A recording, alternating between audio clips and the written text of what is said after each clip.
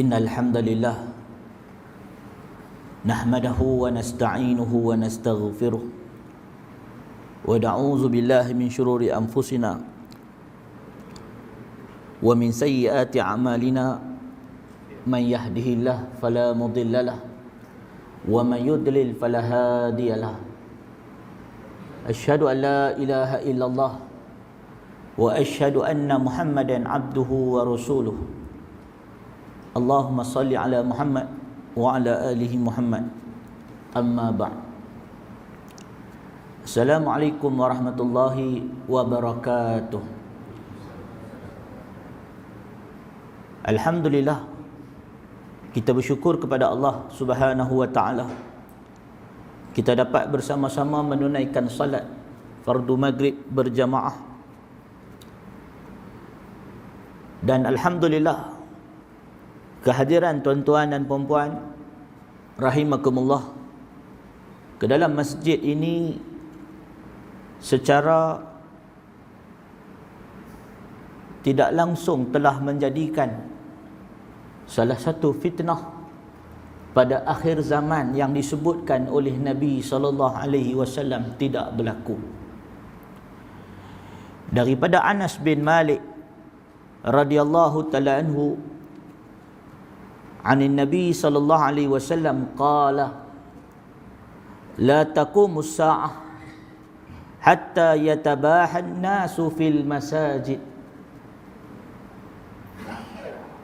Daripada Anas bin Malik, sahabat Nabi sallallahu alaihi wasallam yang meninggal dunia pada tahun 93 Hijrah. Kata Anas bin Malik, sahabat Nabi yang disebut sebagai qadimi Rasulullah sallallahu alaihi wasallam, pembantu Nabi sallallahu alaihi wasallam. Satu orang sahabat yang sejak kecil umur 10 tahun dibesarkan di dalam rumah Nabi sallallahu alaihi wasallam. Ibunya Ummu Sulaim atau Rumaisah binti Milhan menyerahkan anaknya itu yang bernama Anas bin Malik kepada Nabi sallallahu alaihi wasallam untuk dijadikan pembantu baginda. Tapi Nabi sallallahu alaihi wasallam bahkan mengambil anak tersebut sebagai didikan dan sebagai anak angkat. Namun Anas bin Malik yang masyhur dengan gelaran qadimi Rasulullah sallallahu alaihi wasallam, yang berpeluang duduk 10 tahun dengan Nabi sampai Nabi wafat ketika usianya 20 tahun, memanfaatkan masa mengambil hadis daripada baginda sallallahu alaihi wasallam. Dan dalam satu hadis daripada Anas bahawa Rasulullah sallallahu alaihi wasallam bersabda, la taqumus sa'ah, tidak akan berdirinya kiamat. La taqumus sa'ah, tidak akan terjadinya kiamat hatta yatabahan nas. Yatabahan nas yang memberi maksud manusia akan berbangga-bangga fil masajid, pada masjid-masjid yang dibina oleh mereka. Hadis diriwayatkan oleh Imam Ahmad, Abi Daud dan An-Nasa'i dengan sanad yang sahih. Maka kehadiran tuan-tuan alhamdulillah pada malam ini ke rumah Allah telah menjadikan fitnah ini yang disebut oleh Nabi sebagai salah satu tanda akhir zaman tidak berlaku lagi. Apabila masjid-masjid dibina bukan untuk tujuan mengimarahkan, tetapi orang ramai membangunkan masjid sebagai tempat berbangga-bangga dan sebagai lambang kemewahan dan sebagai lambang kebesaran masing-masing. Muslimin dan muslimat rahimakumullah, tetapi apa yang dinyatakan oleh Nabi sallallahu alaihi wasallam berkenaan fitnah akhir zaman adalah sesuatu yang nyata dan pasti akan berlaku. Karena baginda sallallahu alaihi wasallam adalah sadiqul masduq, orang yang benar perkataannya dan dibenarkan oleh Allah Subhanahu wa taala. Dan Nabi SAW telah menyebut dalam banyak hadis akan kedatangan fitnah kepada manusia. Sebelum datangnya hari kiamat, keimanan dan keberkatan akan dicabut daripada manusia. Muslimin dan muslimat rahimakumullah, pada malam ini dalam kesempatan yang ringkas bainal maghrib wal isya, InsyaAllah kita akan sama-sama membaca beberapa hadis dan membuat sedikit ulang kaji terhadap pesanan Nabi SAW berkenaan fitnah akhir zaman yang akan menimpa kita semua, dan bagaimanakah kaedah-kaedah untuk menghadapi fitnah tersebut. Karena ia bukan suatu benda yang main-main. Disebut dalam hadis yang banyak, kata Nabi SAW, badiru bil a'mal, badiru bil a'mal, bersegeralah kalian dalam beramal sebelum datang kepada kalian fitanan. Kata Nabi, fitnah kaqita'il lail, seperti satu potong malam yang gelap. Dalam hadis yang lain Nabi SAW menyebut, inna min waraikum, sesungguhnya di belakang kalian atau di hadapan kalian yang akan menemui kalian, ayyam sabr, adalah hari-hari kesabaran. Dan dalam hadis yang lain Nabi sebut,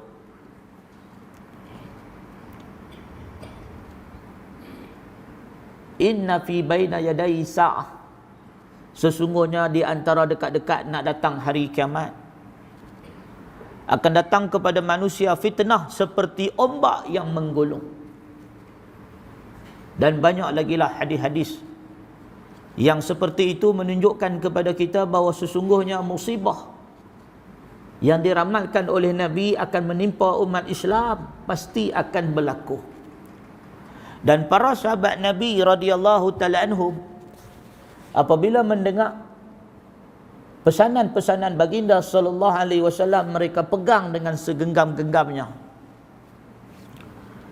Misalnya hadis berkenaan dengan fadilat Syam.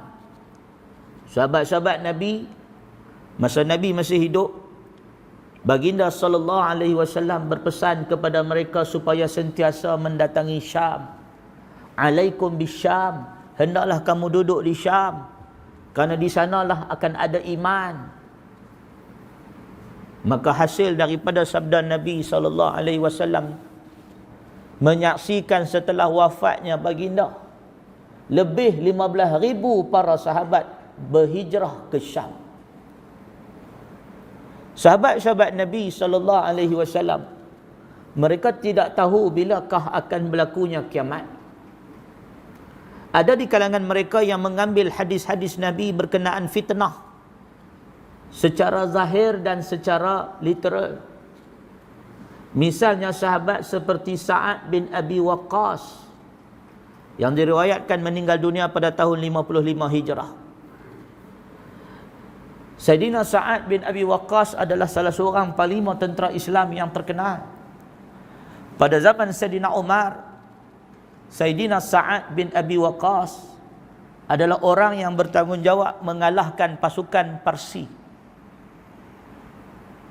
Kerajaan Parsi yang diagung-agungkan oleh orang-orang Majusi jatuh ke tangan Islam pada zaman Sayyidina Umar di bawah pimpinan komander perang yang terkenal, iaitu Sa'ad bin Abi Waqqas.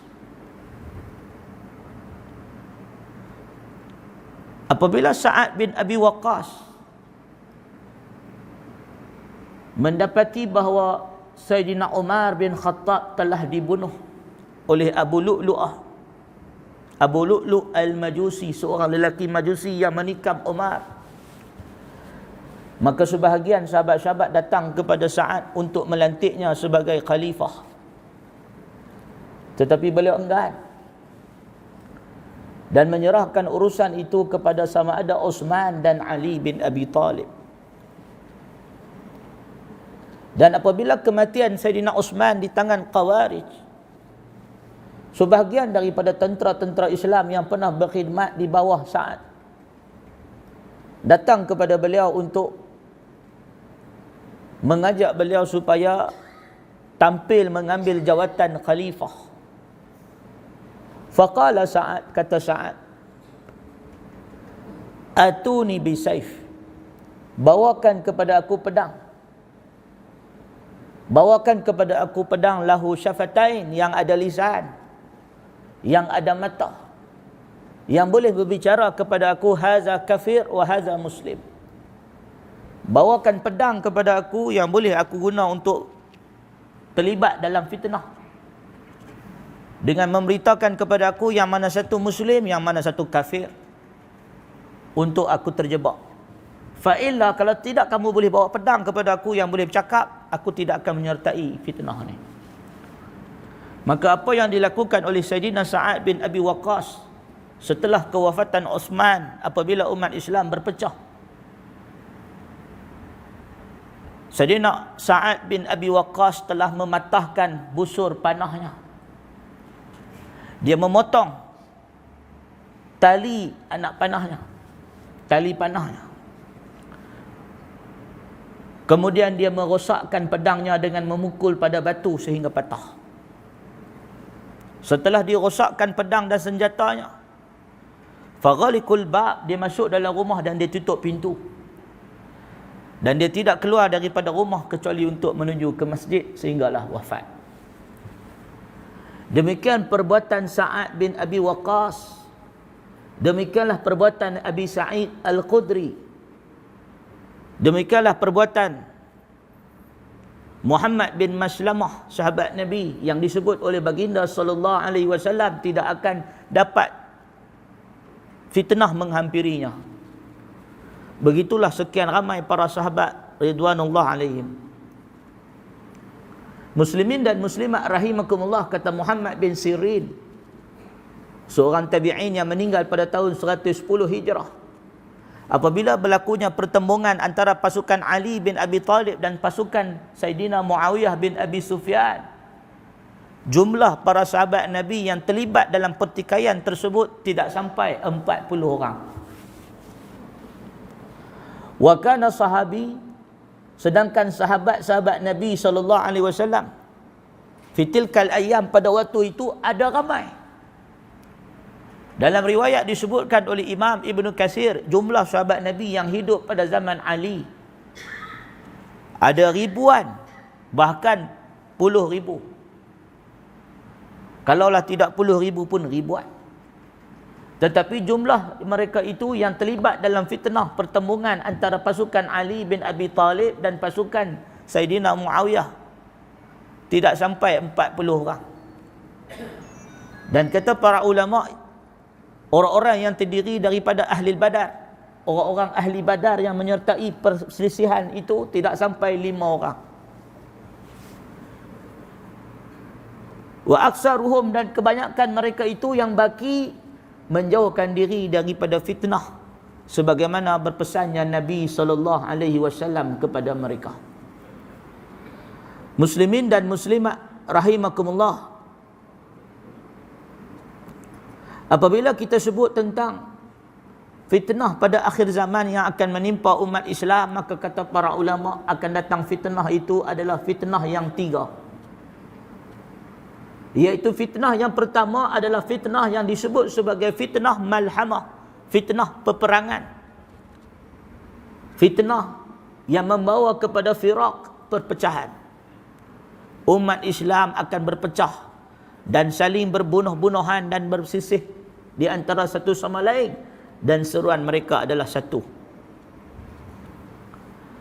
Kemudian disebut di dalam hadis tentang fitnah, kata Nabi SAW, inna likulli ummatin fitnah, pada setiap umat ada fitnah, dan fitnah umat aku, kata Nabi SAW, adalah al-mal.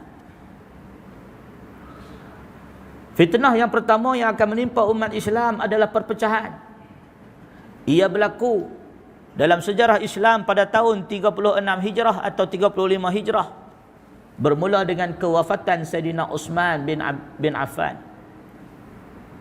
Bahkan permulaan fitnah ini, kata Huzaifah bin Al-Yaman, sahabat Nabi yang meninggal dunia pada tahun 36 Hijrah, katanya bahawa bermula fitnah pada umat Islam dengan kematian Sayyidina Umar, kerana beliau disebut oleh Nabi SAW sebagai pintu yang menghalang di antara fitnah dan umat Islam. Maka apabila fitnah menimpa umat Islam, satu demi satu kesesatan, kerosakan datang kepada umat Islam dan tidak dapat dihalang. Bermula dengan pertumpahan darah, peperangan di antara sahabat Nabi SAW, diikuti dengan fitnah yang kedua, fitnah mal, fitnah kekayaan. Umat Islam menjadi kaya raya, sehingga mereka diabaikan dengan kesenangan dan keseronokan. Akhirnya mereka dibantai oleh tentera Tatar, sehingga jatuhnya kerajaan Baghdad pada zaman Abbasiyah. Kemudian kita lihat fitnah yang ketiga datang kepada umat Islam, ialah fitnah kejahilan dan kesesatan. Sebagaimana yang berlaku dalam hadis, munculnya golongan-golongan yang memalsukan ajaran hadis Nabi SAW. Disebut oleh para ahli hadis bahawa bermulanya hadis-hadis palsu pada masyarakat Islam pada tahun 40 Hijrah, iaitu zaman selepas zaman Ali bin Abi Talib radhiyallahu ta'ala anhu. Maka muslimin dan muslimat rahimakumullah, apabila datang fitnah-fitnah ini, kita menyaksikan umat Islam tidak lagi bertambah baik, bahkan semakin buruk. Sebagaimana yang diriwayatkan daripada Abdullah bin Umar, daripada Zubair bin Adi qala, kata Zubair bin Adi, seorang tabi'in, ataina Anas bin Malik wa ataina Abdullah bin Umar. Dalam riwayat disebut para tabi'in pergi kepada Abdullah bin Umar dan mereka mengadu kepada Abdullah bin Umar, sahabat Nabi, tentang fitnah ataupun kesusahan yang mereka hadapi dari kezaliman pemerintah. Iaitu pada zaman mereka ada seorang pemerintah daripada kerajaan Umayyah yang bernama Hajjaj bin Yusuf Az-Saqafi. Dalam riwayat disebut dalam hadis Al-Bukhari, kata Zubair bin Adi, ataina Anas bin Malik radhiyallahu ta'ala anhu fashakawna ilaihi ma nalqa min Hajjaj. Kata Zubair bin Adi, kami jumpa dengan Anas bin Malik, kami mengadu kepada dia tentang dugaan-dugaan yang kami hadapi dengan Hajjaj. Hajjaj ni dalam riwayat seorang yang jahat, pemimpin Islam tetapi zalim, membunuh lawan politiknya. Beliau membunuh Abdullah bin Zubair, sahabat Nabi SAW, dan anak sahabat Nabi. Bahkan apabila beliau membunuh Abdullah bin Zubair, dia mengutuskan surat dan mendatangi Asma binti Abi Bakar, ibu Zubair, bagi memperkecil-kecilkan dan menghina Abdullah bin Zubair. Apa yang disebut ialah apabila mereka mengadu kepada Anas bin Malik tentang kejahatan Hajjaj, faqala isbiru, maka kata Anas bin Malik, isbiru, bersabarlah kalian, fa innahu la ya'ti alaikum zaman illa allazi ba'dahu syarru minhu. Kata Anas bin Malik, bersabarlah kamu dalam menghadapi fitnah ni. Fa innahu la ya'ti ba'dahu, karena sesungguhnya la ya'ti alaikum, sesungguhnya tidaklah datang kepada kalian, zamanun illa allazi ba'dahu syarru minhu, melainkan zaman yang selepasnya akan lebih teruk dari zaman yang sebelumnya. Bila ada orang pergi mengadu dekat Anas bin Malik pasal jahatnya Hajjaj, mereka kata, wahai Anas, kena buat something ni, Hajjaj ni jahat, Hajjaj ni jahat, kena buat something.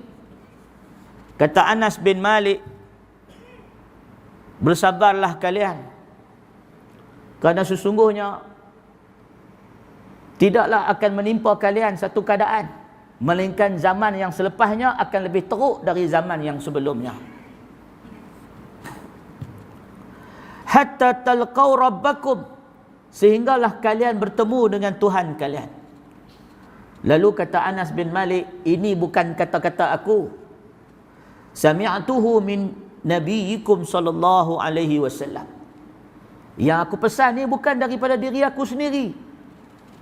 Sami'tuhu, aku mendengarnya daripada nabi kalian sallallahu alaihi wasallam. Muslimin dan muslimat rahimakumullah, ini adalah sunnatullah pada akhir zaman. Apabila datang zaman yang baru akan lebih teruk dari zaman yang sebelumnya. Tuan-tuan yang masih ingat, ketika kita kanak-kanak atau kita masih zaman muda-mudi, atau ketika tuan-tuan yang senior di sini, yang dah lebih tua-tua di sini, zaman tuan-tuan masih muda-muda dahulu, keadaan masyarakat sangat selamat berbanding hari ini. Dulu-dulu kalau bahaya pun, bahaya sebab pacat, bahaya sebab lintah, bahaya sebab binatang buas. Tetapi hari ini bahaya adalah bahaya manusia yang berperwatakan binatang. Anak-anak tak selamat dibiarkan di luar. Anak-anak perempuan bahaya dibiarkan berkeliaran. Sedangkan dahulu zaman nenek moyang kita, kaum wanita boleh mandi di sungai berkemban, tidak ada masalah. Kalau jahat pun jahat macam Sarip Dul, bersiul-siul, main acah-acah, main tolak-tolak, itu kira jahat dah lah tu. Tetapi kita lihat zaman sekarang, manusia dicolek, dibunuh, disimen, dikerat badannya, dibuang dalam tong sampah dan sebagainya. Tidak berlaku zaman nenek moyang, zaman ibu bapa kita. Bayi kanak-kanak dibuang dalam tong sampah, dibuang dalam lubang tandas. Tetapi zaman ini berlaku fitnah tersebut. Muslimin dan muslimat rahimakumullah, zaman semakin teruk dalam bab politik dan siasah. Setiap zaman kita berharap dengan bertukarnya kepimpinan akan menjadi lebih baik. Demikianlah setiap zaman semakin teruk. Kita berharap dengan bertukarnya ekonomi, keadaan akan menjadi bertambah baik. Demikianlah lebih teruk. Kita melihat dengan ramainya manusia, anak-anak muda, generasi umat Islam bertambah pandai, berpendidikan tinggi, berpelajaran, akan bertambah baik. Zaman semakin teruk. Muslimin dan muslimat rahimakumullah, para asatizah kita dahulu, ulama-ulama kita, sebahagian daripada mereka tidak berpendidikan tinggi. Ada guru-guru yang cuma lepasan sanawi, ada ustaz-ustaz lepasan sanawi, tetapi berhasil mendidik masyarakat sekeliling kepada agama dan menjadikan anak-anak muda mencintai Allah dan Rasul. Kita melihat bagaimana sebahagian asatizah kita yang menghasilkan pelbagai usaha-usaha dakwah dengan ilmu yang terhad, tetapi memberi keberkatan dan kesan yang sangat luar biasa. Berbanding pada hari ini, kita melihat begitu ramai tokoh-tokoh agamawan yang berpendidikan tinggi, ada PhD, ada degree, ada master, tetapi kelulusan yang tinggi itu tidak menghasilkan kesan yang luar biasa. Bahkan sebahagiannya menjadi fitnah dan perselisihan, membawa kepada perpecahan di kalangan manusia. Hal ini adalah kerana keberkatan telah dicabut daripada manusia setiap zaman. Muslimin dan muslimat rahimakumullah, demikianlah keberkatan masa semakin lama semakin singkat. Kalau dahulu 1 jam boleh buat macam-macam, sekarang 1 minit, 1 jam seperti 1 minit. Muslimin dan muslimat rahimakumullah, maka sebab itu Nabi SAW dalam banyak hadis berpesan kepada umatnya supaya bersegera beramal soleh sebelum datang zaman-zaman fitnah, ketika mana manusia tidak lagi mampu untuk beramal kecuali terjebak di dalam fitnah tersebut. Tuan-tuan dan puan yang dikasihi sekalian, Nabi SAW apabila berbicara tentang fitnah-fitnah akhir zaman, Nabi bercerita dengan penuh bersungguh-sungguh kepada umatnya. Nabi bercerita kepada para sahabat seolah-olah fitnah itu sedang menimpa mereka dan sedang hampir dengan mereka. Hal ini boleh dilihat dalam hadis yang sahih. Apabila Nabi bercerita tentang Dajjal, kata para sahabat, kadang-kadang Nabi meninggikan suaranya, kadang-kadang Nabi merendahkan suaranya, seolah-olah Dajjal sedang berada berhampiran dengan mereka. Demikianlah sikap Nabi apabila menceritakan hadis-hadis akhir zaman. Nabi menjelaskan kepada kita bahawa sesungguhnya ia satu perkara yang besar, satu perkara yang benar-benar perlu diambil berat oleh orang-orang yang beriman kepada Allah Subhanahu wa taala. Tuan-tuan dan puan yang dikasihi sekalian, dalam banyak-banyak hadis, kalau kita nak baca setiap hadis-hadis tentang akhir zaman, kita tidak akan mampu pada malam ini.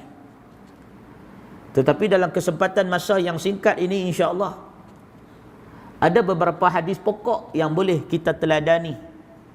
Seperti hadis daripada Huzaifah bin Al-Yaman, atau namanya Huzaifah bin Husail, yang berkata sesungguhnya orang ramai bertanya kepada Nabi SAW tentang perkara-perkara khair, kebaikan. Wa kuntu as'aluhu 'anil syarr, tetapi aku tanya Nabi benda-benda yang tak elok, kerana aku takut aku terjebak dalam perkara tersebut. Hadis ini sering kali kita dengar, tetapi jarang kita ambil pelajaran daripada hadis dengan benar-benar keinsafan dan benar-benar kebimbangan. Apabila Nabi menyebut tentang akan datang kepada umat Islam satu zaman kemunculan du'atun ala abwabi jahannam, pendakwah-pendakwah yang akan menyuruh manusia kepada pintu-pintu api neraka jahannam. Faman ajabaha ilaihim, siapa yang menyahut seruan mereka, maka mereka itu akan disumbat ke dalamnya.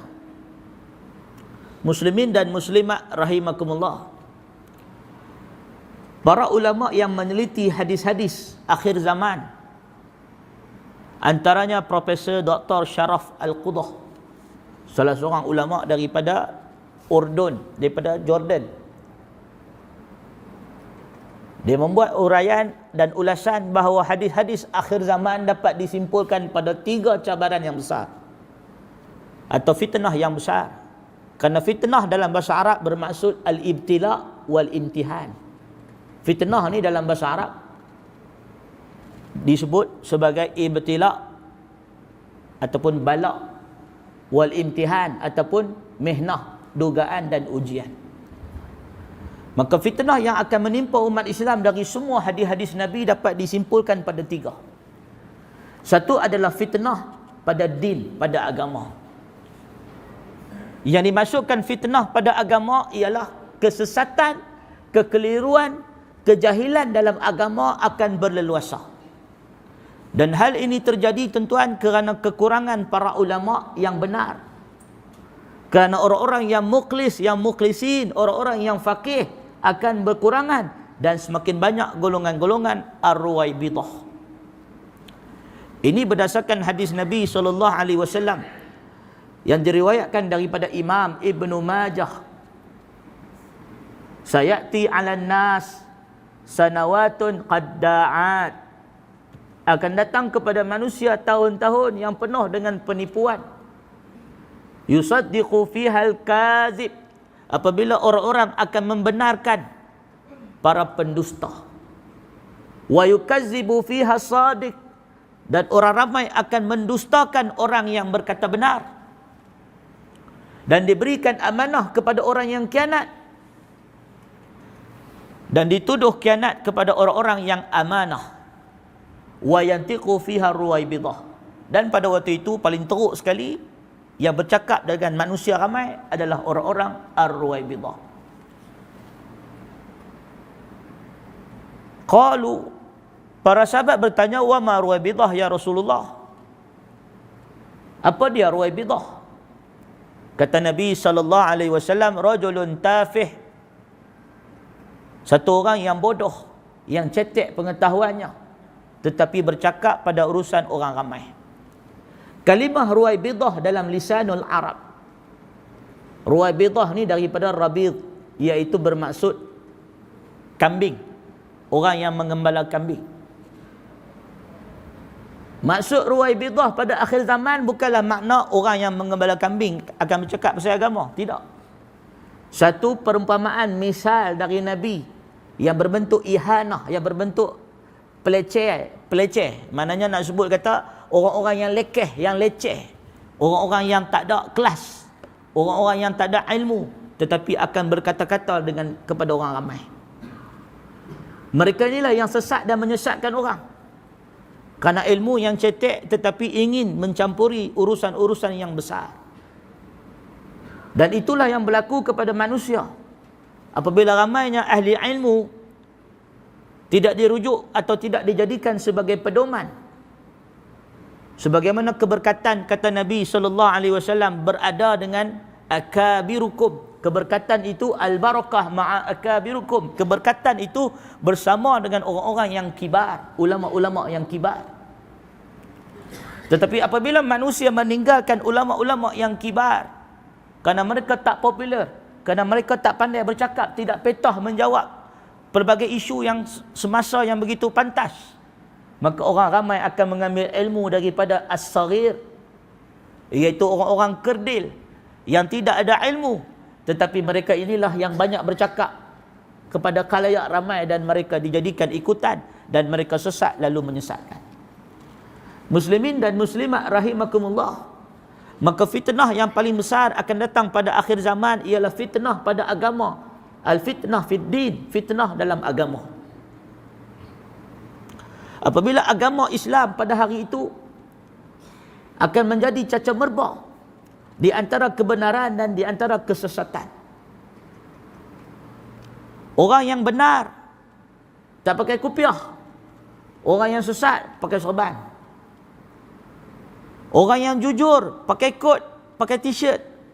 Orang yang makan rasuah pakai jubah. Kebenaran ketika itu akan menjadi huru-hara. Islam ditolong oleh orang-orang yang fajir, yang banyak dosa. Tetapi Islam diuntuhkan oleh orang-orang yang saleh, orang-orang yang baik-baik. Muslimin dan muslimat rahimakumullah, inilah zaman yang sedang kita hadapi.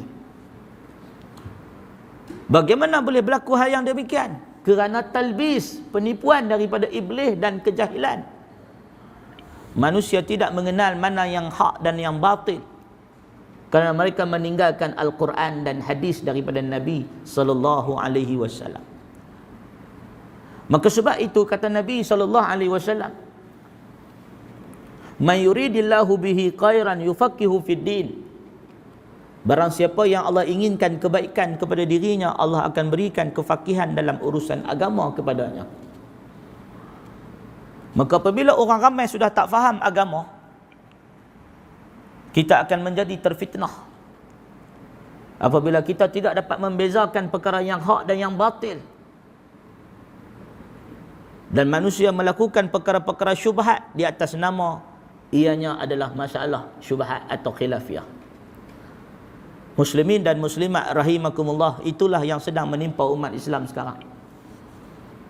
Dan fitnah yang kedua yang akan menimpa umat Islam dan sedang menimpa umat Islam ialah fitnah pada mal dan amwal. Fitnah pada madiyah, kebendaan. Apabila manusia tidak lagi menjadikan neraca penilaian atau sistem yang diajar oleh Allah, iaitu menilai dengan kebenaran dan berpandukan kepada agama dan takwa, tetapi manusia menjadikan kebendaan sebagai kayu ukur dalam semua perkara. Di dalam hadis Nabi SAW banyak kali Nabi doa ajak, kalaulah ada satu ajaran yang boleh kita simpulkan daripada sejarah hidup Nabi, maka nescaya ialah satu petunjuk kepada umat Islam bahawa dunia ini hanyalah sebagai wasilah dan alat bukannya matlamat. Dalam hadis yang sahih, Nabi berjalan, lalu Nabi nampak ada sahabat baginda SAW sedang bina rumah. Lalu Nabi nampak sahabat duk bina rumah, Nabi tegur. Nabi kata, sesungguhnya kamu akan sempat mati dulu jumpa Allah sebelum rumah ni siap. Ada sahabat ni dia duk buat renovate, duk buat rumah, tambah rumah. Nabi kata, sesungguhnya akhirat lebih dekat kepada kamu daripada rumah ni.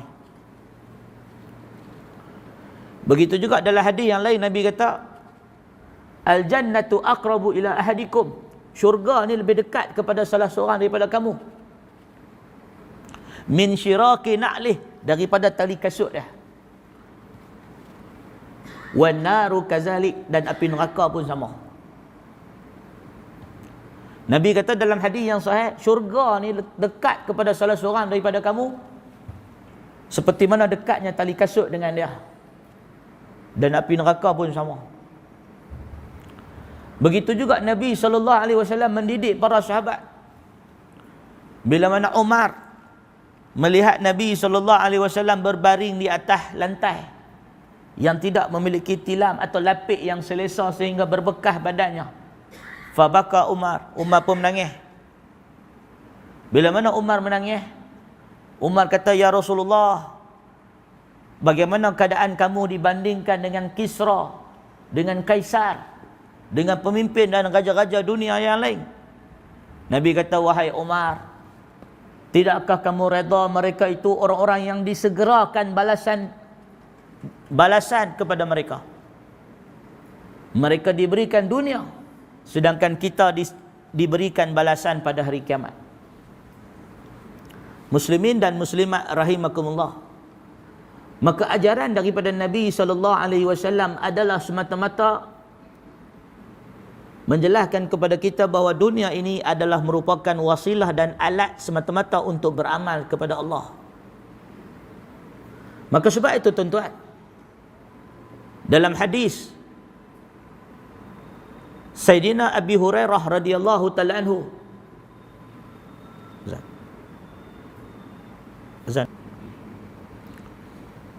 Bismillah. Muslimin dan muslimat rahimakumullah,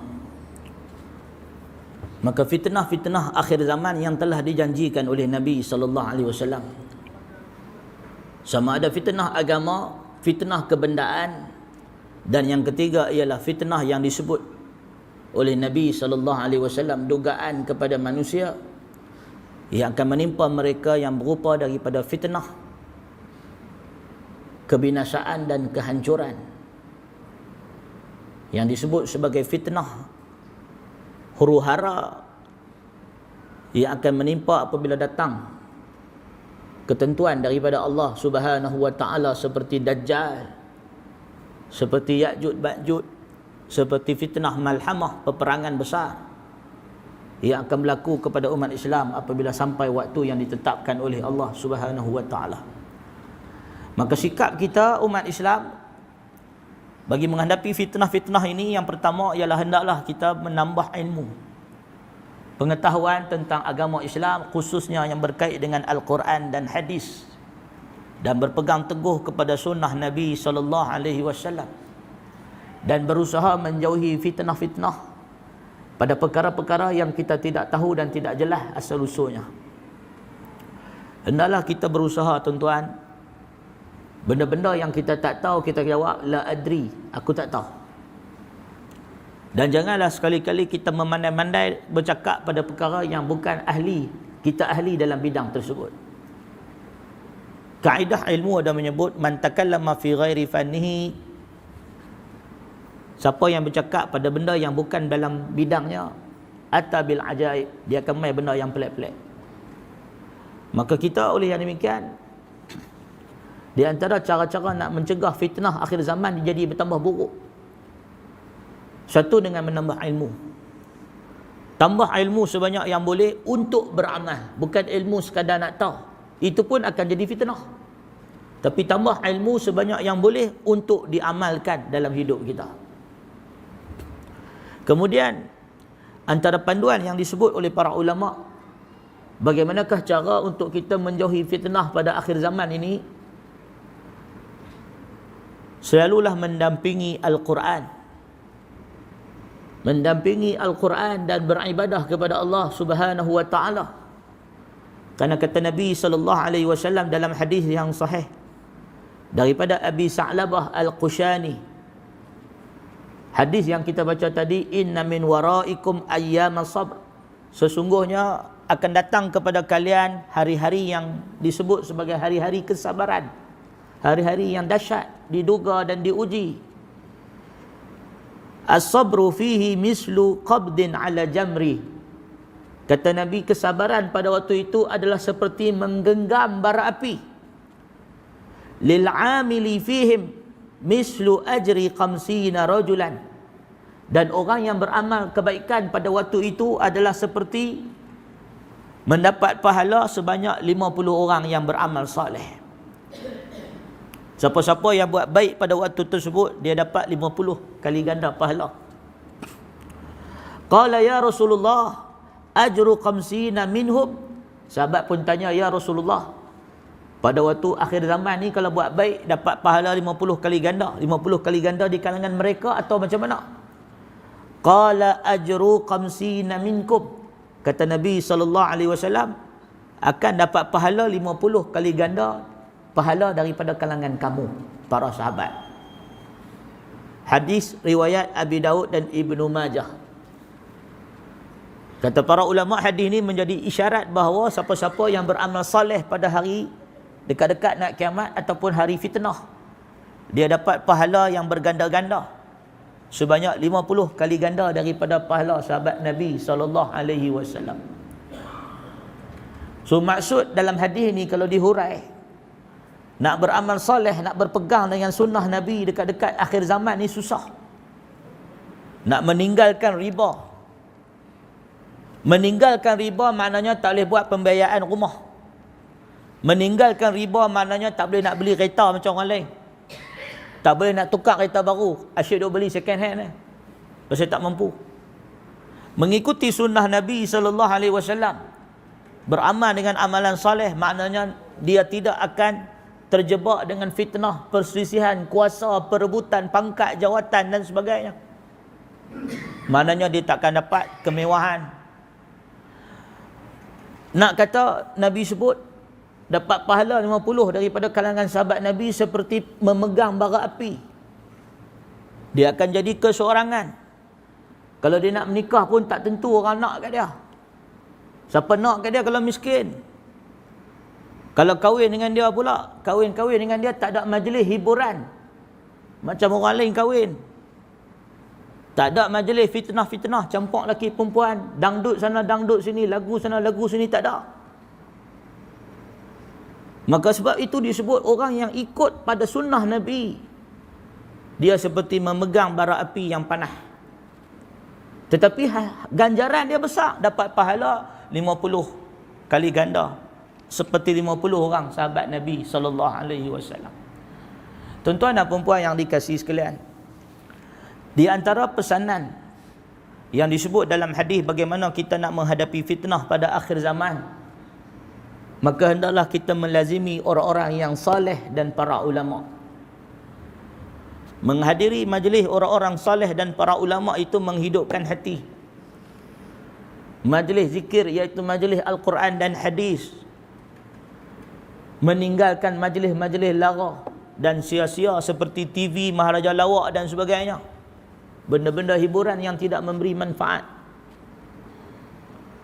Kemudian pada akhir zaman, di antara perkara yang dapat menyelamatkan kita adanya asdiqa, adanya sahabat, orang-orang yang saleh, rakan-rakan yang akan membantu sahabat-sahabatnya apabila dalam kesesatan atau tersilap dalam langkah perjalanan. Karena Nabi SAW diriwayatkan bersabda, al-mar'u ala dini qalilih, seseorang itu beragama mengikut agama temannya. Maka lihat dengan siapa dia berkawan. Maka tuan-tuan dan puan-puan yang dikasihi sekalian, kawan-kawan adalah aset pada akhir zaman. Kawan-kawan inilah nak bagi jahanam atau nak bagi jadi baik. Kawan dengan geng kaki wayang memang jahanam, duk tengok wayang lah. Kawan dengan geng motor memang jahanam, duk angkat motor satu tayar lah. Kalau kawan dengan geng yang kaki mengaji, alhamdulillah, dia akan kaki mengaji. Muslimin dan muslimat rahimakumullah, di antara fitnah akhir zaman yang paling dahsyat bila kita berbicara tentang dunia ini ialah fitnah amwal atau kebendaan, iaitu apabila manusia menjadi takut mati dan mencintai dunia, iaitu wahan. Kemuncaknya manusia mencintai dunia sampai ke tahap syirik apabila dia menghilangkan pergantungan kepada Allah dan menganggap kebendaan itu dapat melindungi dia daripada mudarat, dapat membawa kepada dia kebaikan dan manfaat. Maka sebab itu tuan-tuan, salah satu perisai besar bagi umat Islam pada akhir zaman ini ialah mempelajari tauhid dan memiliki akidah yang sahih yang dapat membentengi diri kita daripada kesesatan. Dan akidah yang sahih ni tuan-tuan bukan senang nak dapat. Dia bukan setakat ada dalam kitab boleh baca, boleh faham, tak semudah itu. Berapa ramai orang baca kitab akidah Tahawiyah, Wasitiyah, Imam Ibn Taymiyah, baca Syarah As-Sunnah Imam Al-Barbahari, baca kitab Imam Al-Muzani, Syarah As-Sunnah Imam Al-Muzani, baca kitab akidah Ashabul Hadis Imam As-Sabuni, akidah sunnah. Malam tutup lampu nak pergi toilet pun penakut, takut hantu. Kau mana akidahnya sahih? Ya, nak pergi toilet pun takut hantu. Tengah malam bawa motor lalu kawasan kubur dah menggeletak lah. Duk pusing belakang tengok ada orang ikut tak. Itu dalam duk mengaji akidah Imam As-Sabuni dan sebagainya. Sebab itu akidah ni dia bukan hanya dengan baca buku, tak. Dia lebih daripada itu, dia memerlukan kepada tawakal iman kepada Allah Subhanahu wa taala. Pergantungan yang jitu, yang putus. Maka muslimin dan muslimat rahimakumullah, sebelum kita mengakhiri tazkirah ataupun kuliah pada malam ini, saya ingin berpesan pada diri saya dan tuan-tuan bahawa sesungguhnya Nabi SAW mengajar kita banyak doa-doa untuk dibaca, dan kita semua beramal dengan doa meminta perlindungan Allah daripada fitnah dunia, fitnah dajjal, fitnah kubur dan azab api neraka setiap kali sebelum bagi salam selepas tahiyat. Dan salah satu lagi doa yang diajarkan oleh Nabi SAW dalam kitab sahih, dalam kitab Musnad Imam Ahmad dan dalam kitab Al-Adabul Mufrad oleh Imam Al-Bukhari, hadis daripada sahabat Nabi yang bertanya kepada Rasulullah tentang doa yang paling afdal. Hadis daripada Anas bin Malik, kata Anas bin Malik, ja'a rajulun, ada satu orang lelaki mai tanya Nabi, ya Rasulullah, ayyu doa afdal, apakah doa yang paling afdal? Kata Nabi SAW, tas'alu rabbaka afwa wal afiyah fi dunya wal akhirah. Kata Nabi SAW, tas'alu rabbaka, kamu minta kepada Tuhan kamu al-afwa, keampunan, wal afiyah, keselamatan, fi dunya wal akhirah, pada dunia dan akhirat. Itu doa paling afdal. Ada satu orang lelaki mai jumpa Nabi, tanya, ya Rasulullah, ayu doa afdal, apakah doa yang paling afdal? Nabi kata, minta keampunan dan keselamatan dunia akhirat. Esoknya lelaki ni mai lagi, tak puas hati. Dia mai tanya Nabi, ya Rasulullah, ayu doa afdal, apakah doa yang paling afdal? Nabi kata, minta keampunan kepada Allah dan keselamatan dunia akhirat. Lelaki ni tak puas hati. Dia mai lagi kali ketiga, tanya Nabi SAW, benda sama. Lalu Nabi jawab, Nabi kata, tas'alu rabbaka afwa wal afiyah fi dunya wal akhirah.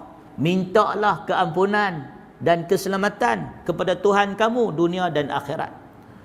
Kata Nabi SAW, fa innaka iza u'titahuma, fa innaka iza u'titahuma, sesungguhnya kamu kalau diberikan dua benda tadi, diberi keampunan dan diberikan keselamatan dunia dan di akhirat, faqad aflahta, Faqad aflahta, kata Nabi, maka sesungguhnya kamu telah berjaya. Hadis riwayat Ahmad dan Imam Al-Bukhari dalam kitab Al-Adab Al-Mufrad. Maka hadis ini menunjukkan kepada kita bahawa minta selalu kepada Allah keselamatan dunia dan akhirat, minta petunjuk, minta jalan yang lurus, dan minta keampunan kepada Allah Azza wa Jalla. Ini masalah orang kita. Orang kita ni tuan-tuan, di setengah tempat dia kalau nak baca doa, dia suka baca doa panjang-panjang. Dia duk ingat doa kalau lagi panjang lagi bagus. Salah tu. Kata Aisyah, isteri Nabi SAW yang meninggal pada tahun 57 Hijrah, kana Rasulullah SAW yastahibbu jawami'ud du'a, yastahibbu jawami'a minad du'a. Kata Aisyah, Nabi SAW sangat menyukai doa-doa yang jawami', doa-doa yang padat. Wa yada'u ma siwa zalika, dan Nabi meninggalkan doa yang selainnya. Hadis riwayat Ahmad dan Abi Daud. Maksudnya, kata Aisyah, Nabi SAW dia suka baca doa yang jawami', doa yang padat tapi ringkas. Ringkas tapi padat. Wa yada'u siwa zalika, dan Nabi tinggal doa yang selain daripadanya. Maka sebab tu kita tengok doa-doa Nabi ni ringkas-ringkas. Dia tak ada panjang-panjang, tapi orang Melayu ni kalau doa tu panjang bukan main, lagi panjang lagi bagus.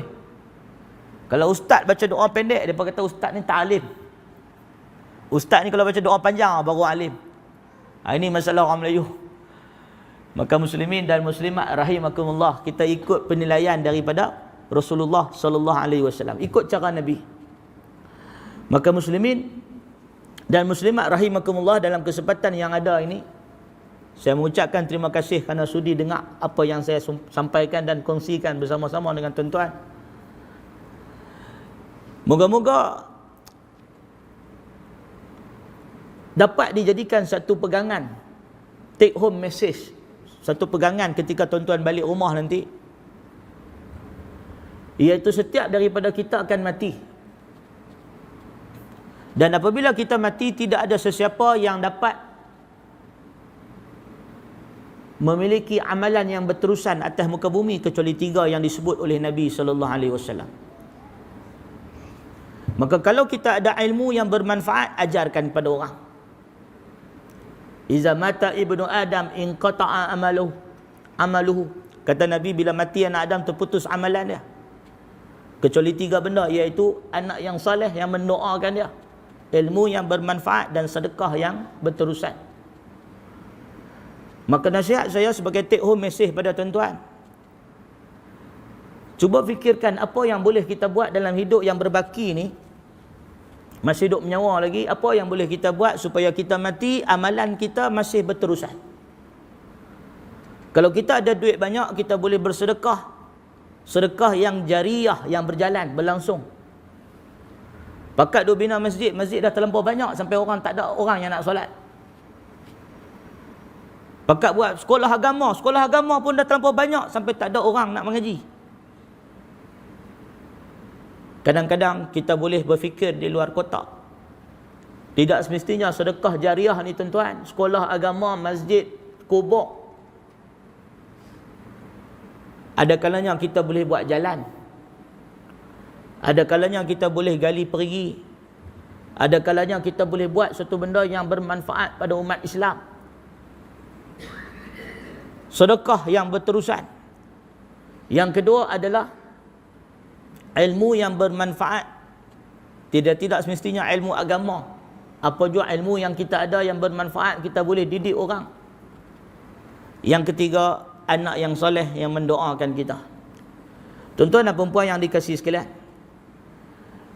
kalau kita ada anak-anak, kita balik pesan pada anak-anak kita, pesanan yang ringkas tapi padat, supaya dia menjaga 3 perkara dalam hidupnya. Untuk menjaga tauhidnya, jangan sampai syirik. Untuk dia menjaga solatnya, jangan sampai ditinggalkan. Dan untuk dia menjaga akhlaknya, jangan sampai buruk. Kerana sesungguhnya Nabi SAW menyebut dalam hadis yang sahih, yang paling banyak memasukkan manusia ke dalam syurga ialah akhlak yang baik. Selagi mana kita menjaga salat dan bertauhid kepada Allah, memiliki akhlak yang baik, maka itulah yang akan dapat menyampaikan seseorang kepada rahmat Allah Subhanahu wa taala. Tuan-tuan dan puan yang dikasihi sekalian, sebelum saya mengakhiri kuliah pada malam ini, bagi meraihkan permintaan daripada pihak pengurusan masjid, saya membuka sedikit soalan. Kalau ada lah siapa-siapa nak tanya, kalau ada lah, tuan-tuan dan puan ada soalan nak ditanyakan kepada saya, yang saya mampu jawab, saya jawab lah, bagi meraihkan permintaan daripada pihak AJK. Wallahu a'lam. Ada persoalan tanya, sila. Assalamualaikum. Terima kasih datang menjawab kepada Ustaz Ibrahim kan. Saya dari Perak, daripada Taipei. Saya ada satu soalan. Hayakallah. Ustaz sebut pasal hadis tahun-tahun yang menipu. Ya, sanawatun qad da'at. Ciri-ciri dia adalah datangnya ataupun wujudnya golongan yang dipanggil Ruwaibidah. Ruwaibidah. Iaitu orang-orang lekeh, orang-orang tercela, orang-orang bodoh. As-saghir. Tentang urusan orang ramai. Ya. So salah satu golongan yang muncul pada zaman sekarang ini adalah golongan yang menentang sains perubatan moden lah. Saya pertama dia. Baik. Dan yang paling lantang antara mereka adalah golongan anti-vaksin. Anti-vaksin. Terutamanya di Malaysia ni, mereka datang daripada macam-macam latar belakang, tapi bukan daripada latar belakang sains perubatan yang berautoriti lah. Ada yang macam suri rumah, ada yang macam penjual, macam-macam lah. Baik, baik.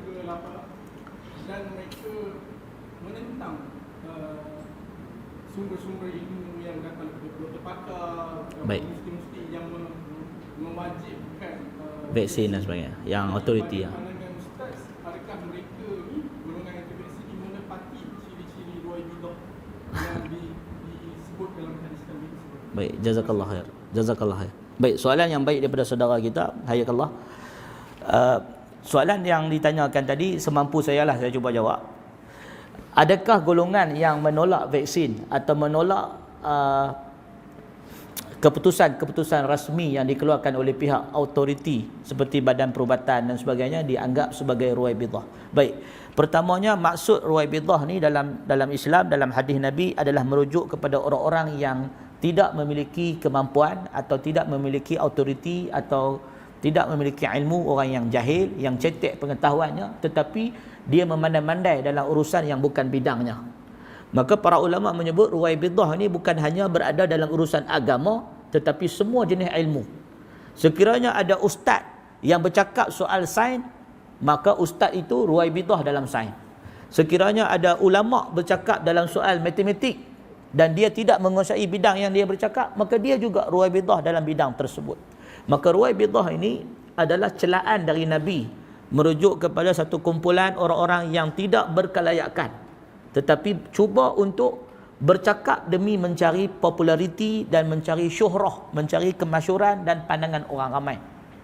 Dan sebab itu dalam hadis Huzaifah, dalam Huzaifah bin Al-Yaman, dia pernah sebut, dia kata punca bid'ah berlaku kerana ingin mencari pengaruh orang ramai.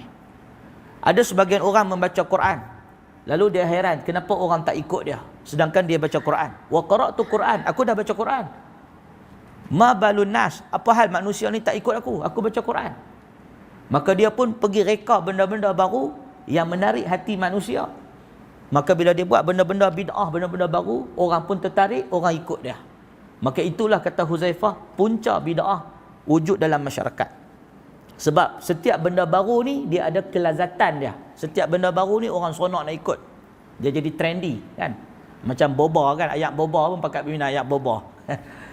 Boba milkshake ke apa kan, semua orang suka lah. Dulu ada durian creep, pakai durian creep. Sekarang durian creep dah tak ada lah. Ganti pula trend baru pula, orang pakai duk buat. Manusia ni dia suka ikut benda-benda baru, benda trendy. Begitu juga dengan benda-benda trend seperti sekarang ni anti vaksin. Ada orang kata tak mau vaksin, dia nak natural, dia nak anak-anak dia tak perlu divaksin dan sebagainya. Baik. Benda-benda begini kita kena rujuk kepada ahli ilmu sebagaimana firman Allah dalam Al-Quran, fasalu ahli zikri in kuntum la ta'lamun. Tanyalah orang yang tahu kalau kamu tak tahu.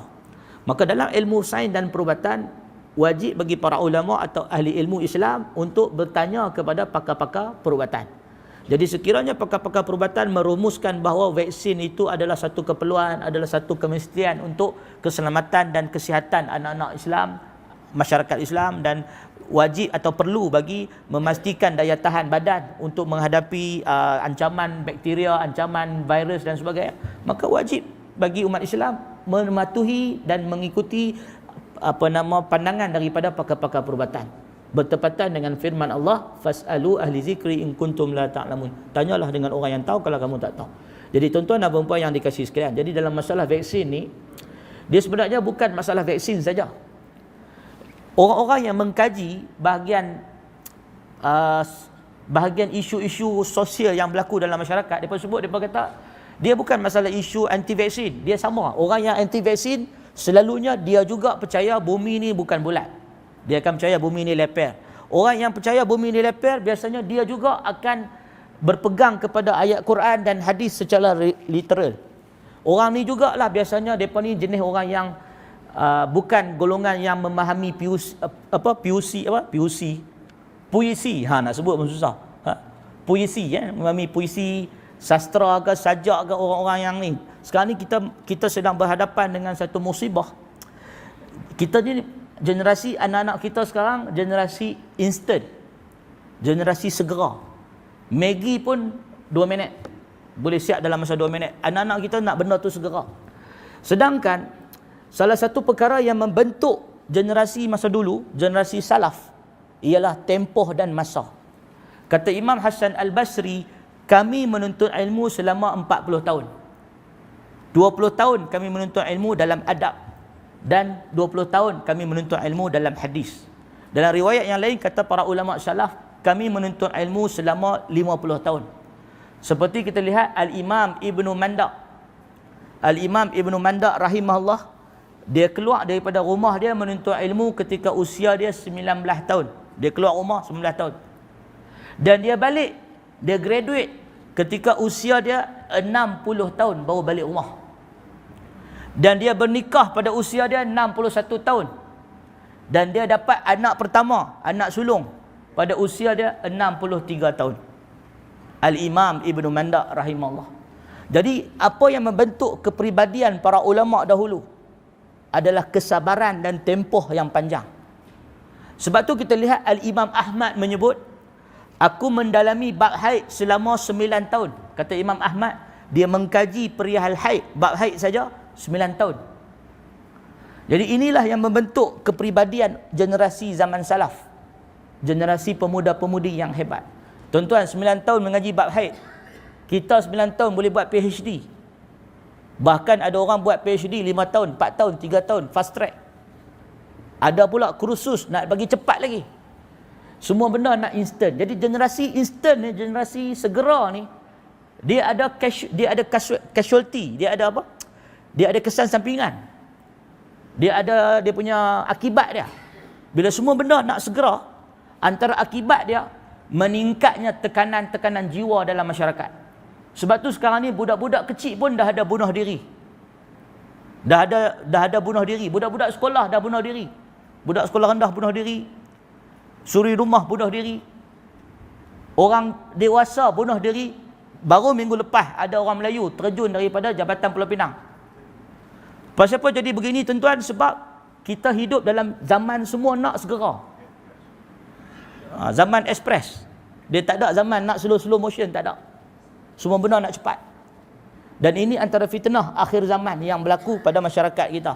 Sebab tu kita tengok anak-anak kita, dia tak faham puisi, dia tak faham sastra, dia tak faham sajak, syair, gurindam, seloka pun dia tak faham.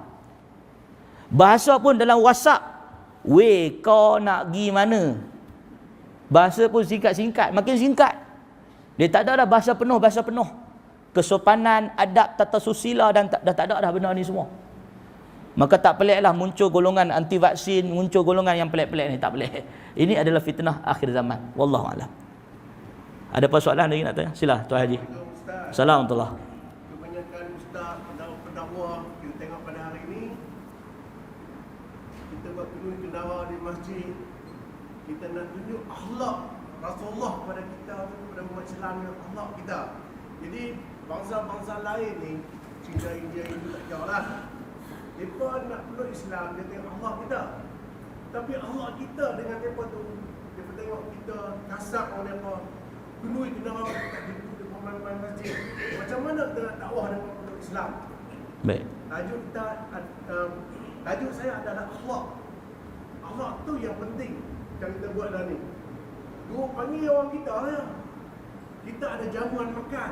Ya. Apa salahnya kita buat? Sat lagi ramai kacau asing kan. Oi butuh mai. Ada penuh di masjid dia buat makan. Baik. Mai lah. Baik. Itu salah satu saya kata dakwah untuk bangsa lain tengok akhlak kita. Bangsa lain ni dia tengok kita ni pada Allah. Kalau Allah kita sombong, kau katakan dia, oi kafir. Adakah Islam kita ajak kata begitu? Adakah Rasulullah kita ajak kita, oi yang kafir? Saya tahu ni Rasulullah ni hamati hamba dia cukup hormat. Baik. Dia tak bagi kata kafir. Baik. Tapi pendakwah kita lah ni semua cakap pandai-pandai. Kecuali kita tengok lah ni pada Zakir Naik saja yang boleh dakwah orang di Indonesia ke di mana dia boleh peluk agama Islam masa tu juga. Baik. Tapi kita di sini cakap saja lah. Baik. Kita ni lah kita sekitar dekat Ya. karya kita. Baik. Tapi tak ada pun nak jemput orang ramai. Baik. Yang tahu bangsa Melayu kita ni, kalau dia perempuan, dia suka mengata orang. Kalau India, Cina, dia perempuan, dia tubuh union. Baik. Kalau Cina ni, dia perempuan, dia main judi. Itulah. Salah satu tajuk tadi Allah. Macam mana nak bagi bangsa lain tu main di masjid kita? Walaupun dia tak perlu Islam lagi, kita nak bagi dia syok. Okey, itu saya Ustaz. Baik, sila. Jazakallah Tuan Haji. Soalan yang panjang ni. Ini macam forum dah ni. Tak apa. Baik. Setakat ulasan yang saya boleh bagi pada pertanyaan ataupun pendapat Tuan Haji tadi, benar. Dalam satu hadis daripada Ibni Abbas. Ni contoh lah Tuan Haji. Dalam satu hadis daripada Ibnu Abbas. Kata Ibnu Abbas, kana Nabi SAW. Suatu hari Nabi SAW memberikan khutbah, kata Ibnu Abbas. Dan ketika mana Nabi SAW memberikan khutbah, ada satu orang lelaki berdiri. Ada satu orang lelaki duduk berdiri. Tengah Nabi duduk baca khutbah. Lalu Nabi tanya dalam khutbah ni. Nabi tanya, pasal apa dia ni berdiri? Maka kata para sahabat, ini adalah Abu Israel. Dia ni nama dia Abu Israel. Dia berdiri sebab dia bernazar untuk tak duduk. Dan dia bernazar untuk tak bercakap, untuk tidak berteduh di tempat yang panas, dan dia juga berpuasa. Maka bila sahabat kata macam tu, Nabi SAW memerintahkan supaya muruhu, alihkan dia. Wa yatakallam, suruh dia bercakap. Wa yaq'ud, suruh dia duduk. Wa yastazilla, suruh dia berteduh. Wa yutimma saumahu, dan suruhlah dia sambung puasa dia. Hadis ni sahih. Nak tunjuk kata dalam Islam, agama ni dia sederhana. Dia tak adalah ikut emosi. Dia sederhana. Ada orang dia ingat kalau nak beribadat dekat Tuhan ni, dia kena naya diri dia, kena buat seksa, kena jadi keras dan sebagainya. Tidak. Dan lebih menarik, Nabi bercakap dengan sahabat baginda ketika khutbah Jumaat. So bayangkan kalau khutbah Jumaat, tiba-tiba tengah duk baca khutbah, khatib yang baca khutbah tu tegur hadirin-hadirin yang ada dalam masjid. Orang Melayu kita pegang kalau kata dalam khutbah Jumaat tak boleh bercakap. Bercakap jadi lara. Tapi sebenarnya ada waktu dibenarkan berkata-kata. Bahkan dalam hadis yang sahih, tengah Nabi berkhutbah pada hari Jumaat, tiba-tiba ada satu orang badui masuk dalam masjid, tanya Nabi, "Ya Rasulullah, ajarkan aku tentang Islam." Nabi suruh bawa kerusi, mai duduk dekat baginda. Lalu Nabi pun berbicara, ajar dia tentang Islam. Lepas habis Nabi ajar dia pasal Islam, Nabi pun kembali kepada mimbar, sambung baca khutbah. Itu khutbah Jumaat. Maknanya Nabi SAW tengah khutbah pun Nabi boleh berhenti untuk berdakwah. Jadi tengah khutbah Jumaat, ada orang masuk masjid nak tanya pasal Islam. Macam tak ada waktu lain. Tapi Nabi layan juga. Nabi turun dari mimbar, Nabi ajar dia pasal Islam. Lepas habis Nabi ajar dia pasal Islam, Nabi kembali ke mimbar dan sambung khutbah. Begitu juga dalam hadis, ketika Nabi sedang berkhutbah, tiba-tiba Hasan Husain masuk dalam masjid pakai baju merah. Lalu Nabi turun dari mimbar. Nabi turun dari mimbar. Nabi dukung cucu dia Hasan Husain. Lalu Nabi naik, Nabi sambung baca khutbah. Cuba tuan-tuan bayangkan suasana yang dalam hadis ni, tengah-tengah khatib dia baca khutbah Jumaat, turun dari masjid, turun dari mimbar, mai dukung budak, bawa naik atas mimbar. Kecoh tak masjid? Kecoh. Orang kata masjid ni solat Jumaat tu tak sah, pakat buat solat Zuhur balik. Nak cerita dekat tuan-tuan, di setengah tempat begitu ketatnya orang dalam bab-bab fiqh ni, begitu ketat. Sampaikan mereka kira ni berapa ramai yang masuk masjid. Kalau tak cukup 40, mereka buat Zuhur. Bahkan ada orang baca khutbah, ada AJK masjid duk kira ni, selawat baca tak? Rukun sebut tak? Sebut tak ittaqullah? Sebut tak ni? Kalau tak cukup ni lagi buat sembahyang Zuhur. Sedangkan dalam hadis Nabi SAW, Nabi baca khutbah pun Nabi boleh siap tanya para sahabat, ni siapa ni lelaki duduk berdiri ni pasal tak duduk? Oh, lepas kata dia nazar. Nabi kata mana ada nazar tak boleh bercakap, tak boleh berdiri, kena berdiri, tak boleh duduk. Nabi suruh duduk, Nabi suruh berteduh, Nabi suruh bercakap. Nabi kata puasa boleh teruskan. Ada pula Nabi pernah bawa orang bukan Islam masuk masjid, nama dia Sumamah. Ada seorang lelaki nama dia Sumamah, orang kafir. Dia diikat dalam tiang masjid. Dia diikat dekat tiang masjid sebab dia datang Madinah nak bunuh Nabi. Nabi suruh ikat dalam tiang Masjid Nabawi. Selama 3 malam dia tengok Nabi solat, Nabi beribadat dengan para sahabat. Lepas 3 malam Nabi suruh lepaskan ikatan tu. Dia keluar dari masjid, dia pergi mandi, dia masuk masjid balik, dia mengucap 2 kalimah syahadah. Orang kafir masuk masjid pada zaman Nabi perkara biasa. Berlaku pada zaman Nabi, orang Najran, Kristian daripada Najran datang ke Madinah, tidur di Masjid Nabawi. Maknanya dalam dakwah ni, masalah umat Islam di masyarakat Melayu ni, kita ada masalah dengan cara kita faham agama. Cara kita faham masalah dalam agama tu menjadikan kita ketat pada agama pada tempat yang salah, menyebabkan kita tak berakhlak dengan orang bukan Islam. Contoh, sembelih lembu korban. Bila kita sembelih lembu korban, sebahagian daripada kita duk anggap lembu korban ni lembu suci. Tulang dia kena tanam. Tulang dia tak boleh buang, kena tanam. Kulit-kulit dia tak boleh nak pakai, kena tanam ataupun tak boleh buang sembarangan. Ini sebahagian kepercayaan sesat. Sedangkan tidak ada satu dalil pun tulang korban ni kena tanam, tak ada. Tak sahih. Tuan-tuan dan puan yang dikasihi sekalian, begitu juga sembelih binatang. Ada kepercayaan orang Melayu, bila kita sembelih binatang, kita kena buat geram. Bukan buat geram, maknanya tak boleh kesian. Kan, pernah dengar tak? Kalau sembelih binatang tak boleh kesian. Kalau kesian tak boleh makan daging dia. Pernah dengar tak? Kan ada orang sebut kan, kalau kita sembelih lembu ke, kambing ke, sembelih arnab ke, sembelih binatang, kita tak boleh kesian.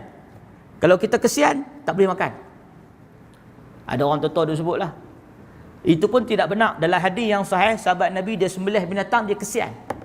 Lalu dia tanya Nabi, apa hukumnya? Nabi kata, sebab kamu kesian pada binatang ni, Allah kesian kepada kamu.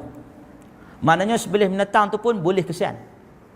So banyak salah faham umat Islam terhadap agama ni, menjadikan dia anggap orang kafir tak boleh masuk masjid. Orang kafir najis kalau masuk masjid, jadi kotor masjid ni. Dia anggap sangkaan-sangkaan yang pelik-pelik yang tidak berdasarkan syarak. Maka sebab itu tuan-tuan, cara kita nak memperbetulkan banyak benda adalah memperbetulkan kefahaman kita terhadap Al-Quran dan hadis. Kalau kita betulkan cara kita beragama, insya-Allah banyak masalah akan selesai. Dan berkenaan saranan Tuan Haji tadi, jazakumullah khairan, berkenaan dengan perlunya asatizah, ustaz-ustaz tunjukkan contoh. Ajak orang kafir masuk dalam masjid, ajak orang kafir datang ke majlis kenduri kendara kita. Ia dilakukan oleh Nabi SAW. Nabi menyuruh Aisyah menghantar kiriman makanan kepada jiran-jiran. Nabi suruh Aisyah hantar makanan kepada jiran Yahudi. Bahkan pada zaman Nabi, rumah Nabi didatangi oleh wanita-wanita Yahudi yang mengunjungi Sayyidatina Aisyah. Ada dalam hadis sahih, ada dua orang wanita tua Yahudi masuk rumah Aisyah, duk bersembang dengan Aisyah, duk bercerita tentang orang yang mati disiksa dalam kubur. Lalu Aisyah dia kata, biar betul aku tak pernah dengar pun. Maka Aisyah tak percaya. Bila Nabi balik, Aisyah kata dekat Nabi, ya Rasulullah, tadi ada dua orang perempuan tua Yahudi datang ke rumah. Mereka kata sesungguhnya orang yang mati diseksa dalam kubur. Maka Nabi membenarkan apa yang disebut oleh dua orang wanita Yahudi tadi. Hadis ni bukan nak cerita pasal apa yang disebut tentang azab kubur, tapi hadis ni nak sebut pasal orang Yahudi pun datang rumah Nabi ziarah.